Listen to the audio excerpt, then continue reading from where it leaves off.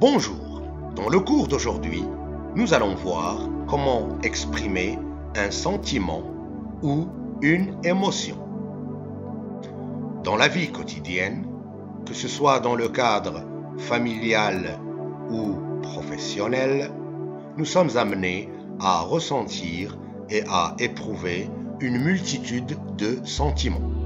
Des fois, nous ressentons de la joie, d'autres fois, nous éprouvons de la tristesse. Dans certaines situations, nous ressentons de la colère et malheureusement, des fois, nous sommes amenés à éprouver de la peur. Imaginons la situation suivante. Vous avez eu une grande dispute avec votre conjoint ou votre conjointe. Le problème est grave. Elle vous annonce qu'elle vous quitte. Vous ne vous y attendiez pas. Vous êtes atterré. Vous dites « Je suis triste » ou « Je suis malheureux ». Je ressens de la tristesse ou bien j'éprouve du chagrin. Le mot chagrin qui est un synonyme du mot tristesse. Sans transition, récemment, nos voisins italiens ont été touchés de plein fouet par le coronavirus. C'est une véritable tragédie. Les pertes humaines sont très importantes. La population ressent une immense tristesse. On peut dire aussi, nos amis italiens ressentent de la peine, du désespoir, de l'abattement.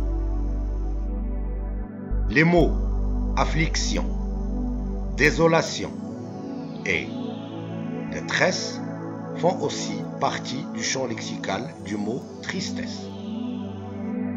Dans ce contexte difficile, pour endiguer la propagation du virus et arrêter la pandémie, de nombreux chefs d'État et de gouvernement se sont mobilisés et ont pris des décisions et des mesures drastiques. Parmi celles-ci, le confinement. En effet, dans certains pays, les citoyens sont invités à rester chez eux. Certaines activités sportives ainsi que les regroupements festifs ne sont plus tolérés.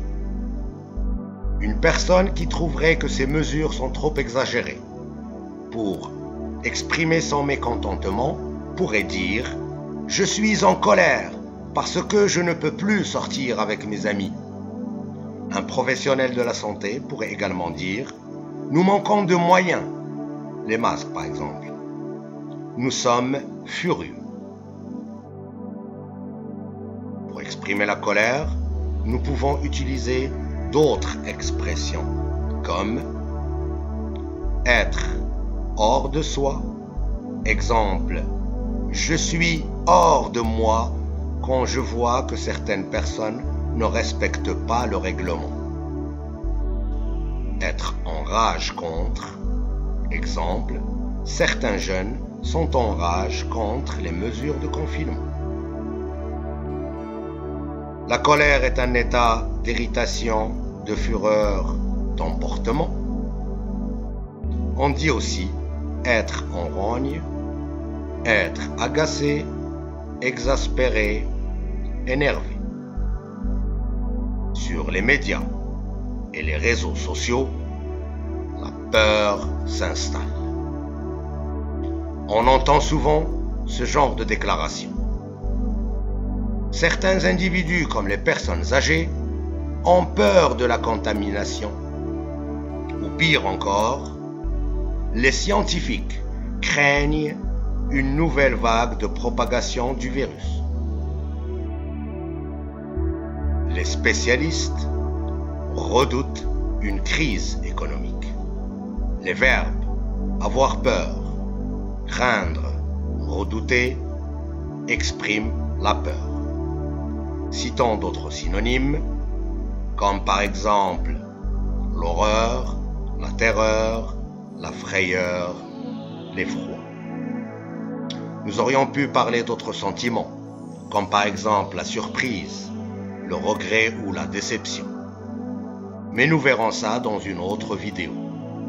Merci pour votre attention.